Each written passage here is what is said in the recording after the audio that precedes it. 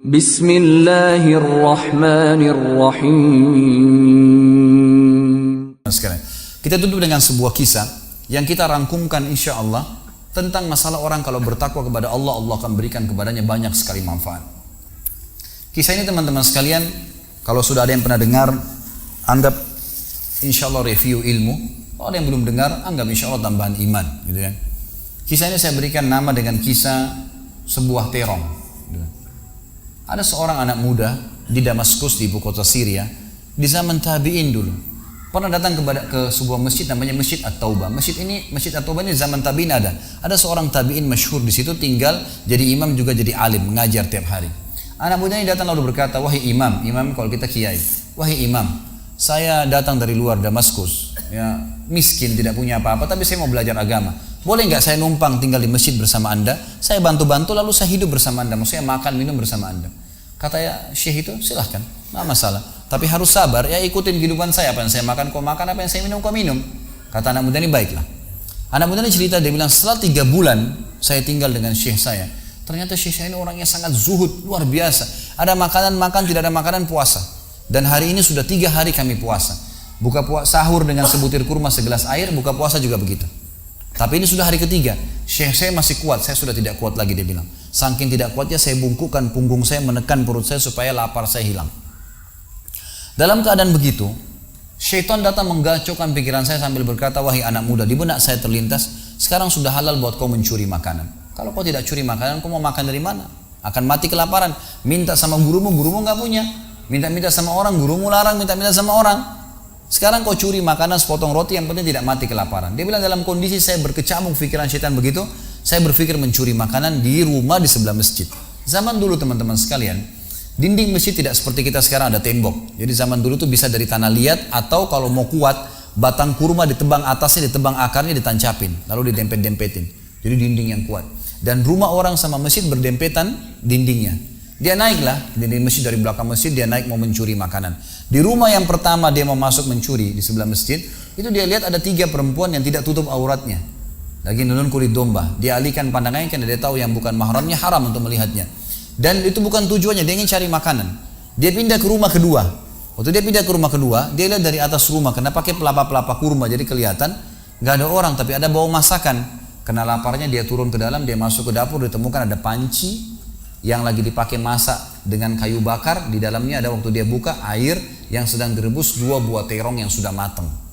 Karena lapar sekali, diambil sama dia terong 1 lalu digigit. Sementara dia kunyah teman-teman sekalian, dia bilang, dia ceritakan nantinya, waktu saya sebentar kunyah dan sangat lapar, saya sudah buru-buru ingin menelannya, tapi tiba-tiba muncul ketakwaan saya pada Allah. Muncul ketakutan saya pada Allah, kepatuhan saya sama Allah. Lalu saya berkata dengan diri saya, subhanallah, syaitan berhasil membuat saya melakukan 3 dosa sekaligus. Yang pertama, masuk rumah orang tanpa izin, dosa. Yang kedua, mencuri, mengambil terong itu. Dan yang ketiga, saya sedang memakan makanan yang haram. 3 dosa sekaligus. Maka dia bilang, tidak mungkin Allah membuat saya mati kelaparan karena meninggalkan yang haram. Karena Nabi Muhammad SAW sudah bersabda, "Man taraka sya'ni la abdalahu khairan min." Siapa yang meninggalkan sesuatu karena Allah, Allah akan gantikan yang lebih baik darinya. Lalu saya lempar gumpalan makanan terong itu ke lantai dapur tersebut, lalu saya kembali ke masjid. Dan masih ada pengajian, saya tidak bisa tangkap apa yang sedang dibahas karena laparnya. Waktu bubar pengajian, dia bilang, guru saya duduk di kursinya, saya pun duduk di tiang salah satu masjid. Ada 1 orang tua di belakang masjid. Lalu masuklah seorang wanita dari pintu masjid bercadar, berbicara dengan guru saya sambil guru saya menundukkan pandangannya. Setelah itu guru saya mengangkat kepalanya lalu melihat ke arah saya dan memanggil, "Kesinilah muridku." Datanglah saya, kata anak muda ini. Lalu ditanya oleh guru saya, "Apa kau sudah menikah?" Dijawab oleh muridnya, "Belum." Lalu ditanya 2 kali, "Apa kau ingin menikah?" Dia tidak jawab. "Apa kau ingin menikah?" Tidak jawab. Sampai 3 kali, "Apa kau ingin menikah?" Dia tidak jawab.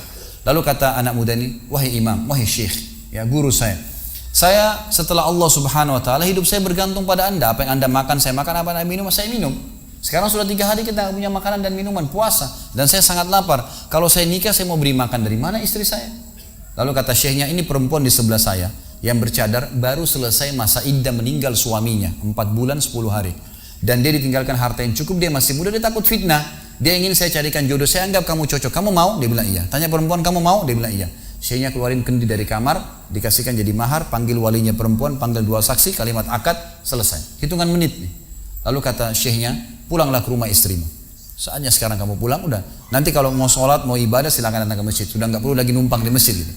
Pulanglah dia sama istrinya. Dia ceritain, dia maksud saya jalan sama istri, saya masih malu-malu, baru nikah. Dan ini kan memang hitungan menit nih. Ya, dia baru tadi kelaparan, tiba-tiba sekarang sudah nikah gitu. Dia bilang saya jalan, keluar dari masjid, lewat di rumah pertama yang dia tadi manjat mencuri, mau mencuri, dilewatin sama istrinya. Begitu masuk, tiba di depan pintu rumah kedua yang dia manjat, gitu kan, istrinya berhenti, buka pintu rumah lalu berkata, masuklah suamiku, ini rumah kita. Rumah yang tadi dia mencuri nih. Maka dia pun bilang, saya masuk ke ruang tamu, saya melihat di atas, ini benar rumah tadi yang saya masuk mencuri. Istrinya bilang, wahai suamiku, tadi saya dengar Anda sudah 3 hari nggak makan, mau makan? Dia bilang, iya. Istrinya masuk ke dapur, ditemukan apa? Panci terbuka, terong yang sudah digigit.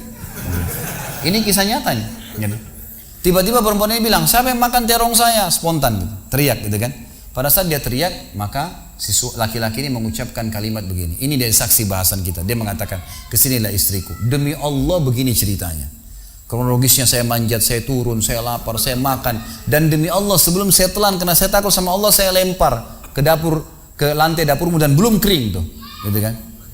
Maka perempuan ini mengucapkan kalimat, saya berharap semua muslimah di belakang sana juga punya iman seperti ini. Kata para ulama, ucapan wanita ini perlu diukir dengan ukiran emas, karena menandakan iman yang luar biasa. Kata dia, wahai suamiku, engkau meninggalkan segumpal makanan haram. Allah jadikan makanan itu, pancinya, rumahnya, pemilik rumahnya jadi milikmu sekarang. Allah bukan hanya hilangkan laparnya, makanannya dikasih, pancinya, rumahnya, pemilik rumahnya sekarang jadi milik dia. Orang yang bertakwa kepada Allah diberikan jalan keluar, teman-teman sekalian. Jadi bertakwalah sama Allah, hanya patuh dan tunduk kepadanya. Semua yang baik di mata Allah, semua yang buruk juga di mata Allah SWT. Dan jangan pedulikan urusan dunia ini, jalankan sesuai dengan apa yang Allah SWT inginkan. Allahu a'lam. Mungkin sampai sini dulu. Mohon maaf karena saya harus buru-buru. Ini sudah jam berapa nih? 9:30 ya? Hah?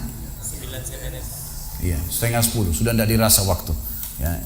Mungkin sampai sini dulu insya Allah. Kita masih ada tema besok subuh. Kita juga masih ada tema sebentar karena saya lagi kemungkinan ada istri saya akan jemput di bandara. Maka mungkin saya tutup, tidak ada pertanyaan. Kalau ada teman-teman punya pertanyaan bisa disimpan, dicatat. Nanti insya Allah dibahas besok subuh atau pada malam hari. Dan insya Allah juga masih ada ahad subuh nanti. Kan gitu. Masih ada 3 judul yang menunggu. Kenalilah Tuhanmu kau akan bahagia. Besok subuh, kemudian nanti malamnya ada saudaraku, ini ada rahasia rezekimu. Dan kemudian subuh lusa kita akan bahas hidup mulia dengan Islam.